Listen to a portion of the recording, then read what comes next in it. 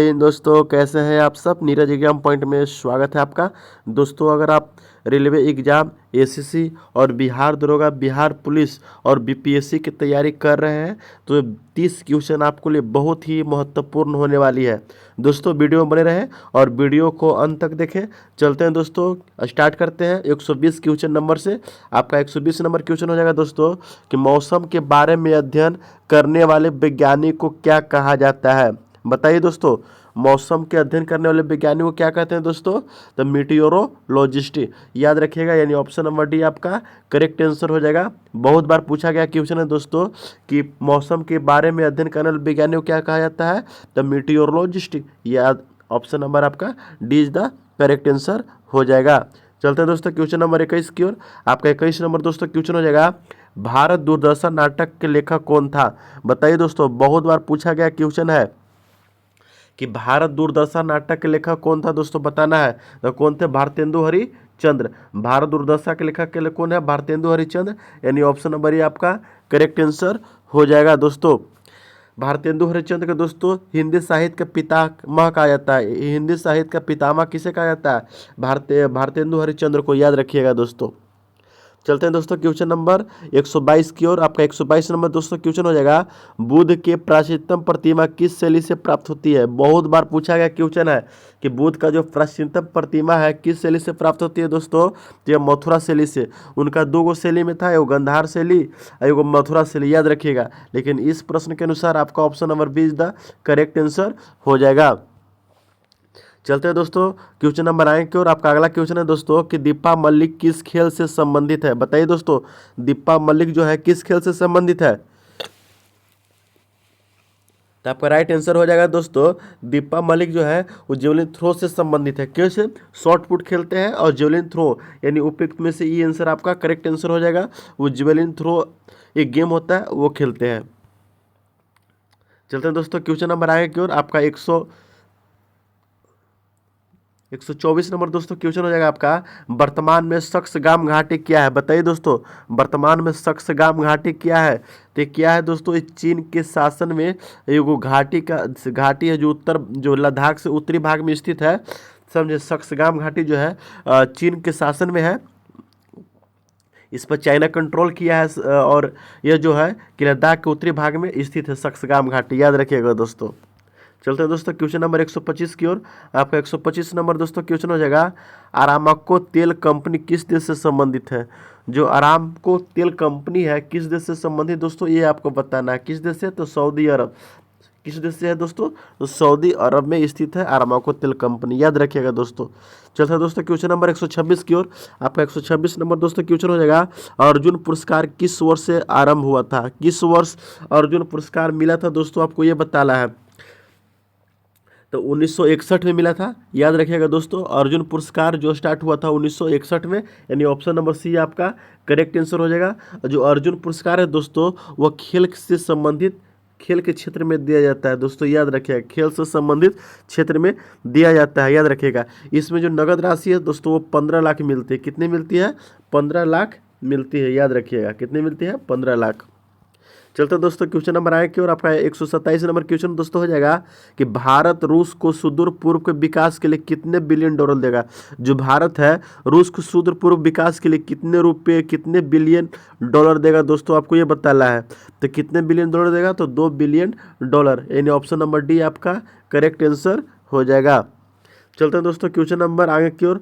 आपका अगला क्वेश्चन दोस्तों हो जाएगा, रोमिला थापर है। रोमिला थापर कौन है दोस्तों, आपको ये बताना है। तो कौन है? इतिहासकार।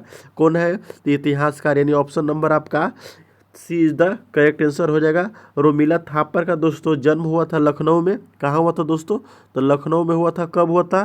तो 1931 में हुआ था। कब? 1931 में हुआ था, याद रखिएगा। चलते हैं दोस्तों क्वेश्चन नंबर आगे की ओर।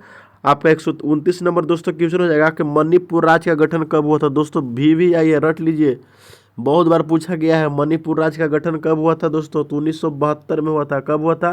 1972 में, यानी ऑप्शन नंबर आपका ए इज द करेक्ट आंसर हो जाएगा।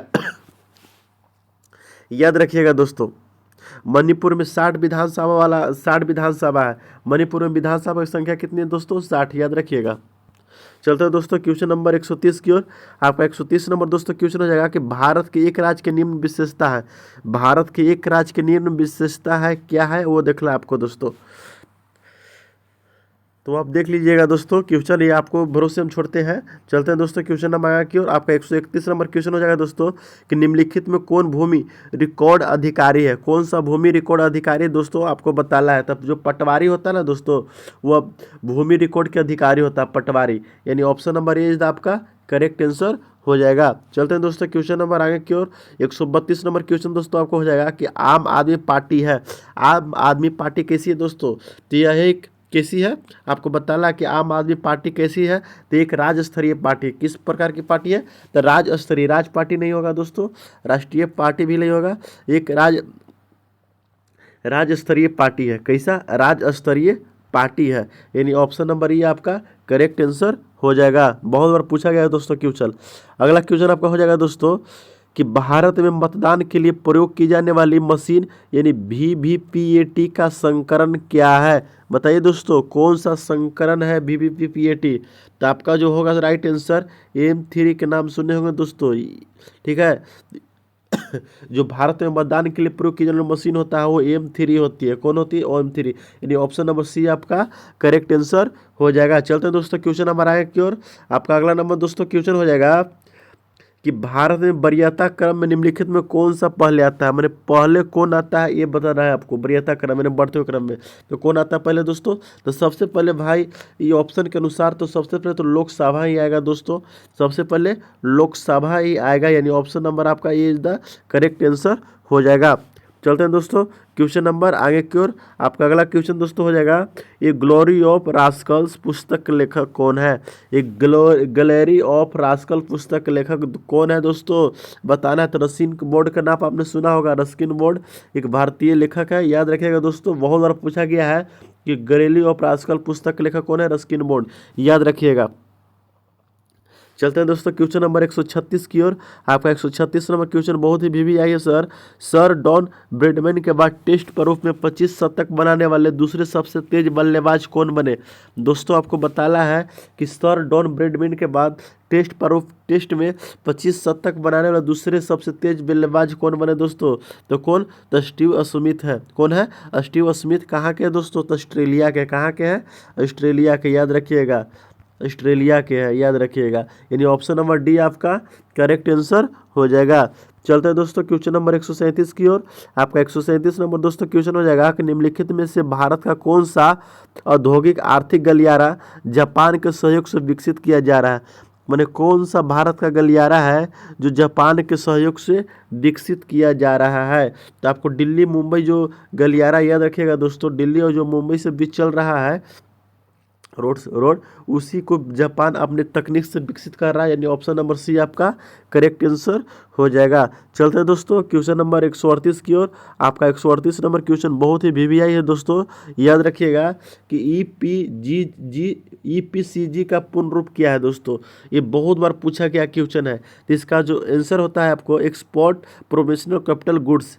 इसका हो जाएगा क्या, एक्सपोर्ट प्रोमोशनल कैपिटल गुड्स। यानी ऑप्शन नंबर आपका हो जाएगा सी इज द करेक्ट आंसर हो जाएगा दोस्तों, याद रखिएगा। चलते हैं दोस्तों क्वेश्चन नंबर आगे की ओर। आपका 139 नंबर क्वेश्चन दोस्तों हो जाएगा कि भारत के नीति आयोग के उपाध्यक्ष कौन है। कौन है दोस्तों, आपको बताना है कि भारत के नीति आयोग के उपाध्यक्ष कौन है। याद रखिएगा कि वर्तमान में नीति आयोग का उपाध्यक्ष सुमन बेरी है। अभी जो है इंडिया में तो राजीव कुमार है, लेकिन इसके अनुसार सुमन बेरी है। अभी कौन है, राजीव कुमार, याद रखिएगा। चलते हैं दोस्तों 140 की ओर। 140 नंबर क्वेश्चन दोस्तों हो जाएगा आपका किस देश में विश्व का सबसे बड़ा एयर प्यूरीफायर है। जो एयर प्यूरीफायर होता है दोस्तों, किस देश में विश्व का सबसे बड़ा है, तो दोस्तों चाइना में। कहाँ, चाइना में, जो 328 फीट दोस्तों बहुत ऊंचा है। इसकी ऊंचाई कितनी है, 328 फीट, याद रखिएगा। चलते हैं दोस्तों क्वेश्चन नंबर 141 की ओर। आपको 141 नंबर क्वेश्चन हो जाएगा इंडिया प्राइड प्रोजेक्ट का उद्देश्य है। इंडिया प्राइड प्रोजेक्ट का उद्देश्य क्या है दोस्तों, आपको ये बताना है। तो इसका उद्देश्य है दोस्तों भारतीय विरासत को वापस भारत लाना। भारतीय विरासत को वापस भारत लाना, यानी ऑप्शन नंबर डी आपका करेक्ट आंसर होने वाला है। चलते हैं दोस्तों क्वेश्चन नंबर 142 की ओर 142 नंबर दोस्तों क्वेश्चन है कि 1 करोड़ से अधिक युवाओं को कौशल प्रशिक्षण उपलब्ध कराने के लिए केंद्र सरकार ने किस योजना को स्वीकृति प्रदान की थी। देखिए दोस्तों, जो प्रधानमंत्री कौशल विकास योजना है, इसके तहत प्रधानमंत्री ने 1 करोड़ से अधिक युवाओं को कौशल प्रशिक्षण करने के लिए केंद्र सरकार से योजना दी थी। ये बहुत ही अच्छा योजना है, इसको हर भारतीय हर युवक को करना चाहिए दोस्तों। यानी ऑप्शन नंबर आपका ए इज द करेक्ट आंसर हो जाएगा। चलते हैं दोस्तों क्वेश्चन नंबर 143 की ओर। 143 नंबर दोस्तों क्वेश्चन हो जाएगा कि किस केंद्रीय मंत्रालय द्वारा इंडिया हैथनॉथ प्रोग्राम का शुभारंभ किया गया। किस मंत्रालय द्वारा किया गया दोस्तों? तो ऑप्शन नंबर आपका हो जाएगा B is the correct answer हो जाएगा, मानव संसाधन विकास मंत्रालय। समझे दोस्तों, इस मंत्रालय द्वारा इंडिया हेल्थ को प्रोग्राम का शुभारंभ किया गया था दोस्तों। यानी ऑप्शन नंबर बी आपका करेक्ट आंसर हो जाएगा। मिलते हैं दोस्तों क्वेश्चन नंबर आगे की ओर। अगर आपको मेरे चैनल पर नए हैं तो चैनल को सब्सक्राइब कर लीजिएगा, और नए हैं और लाइक को दबाना मत भूलिएगा दोस्तों। मिलते हैं दोस्तों अगले सेशन में।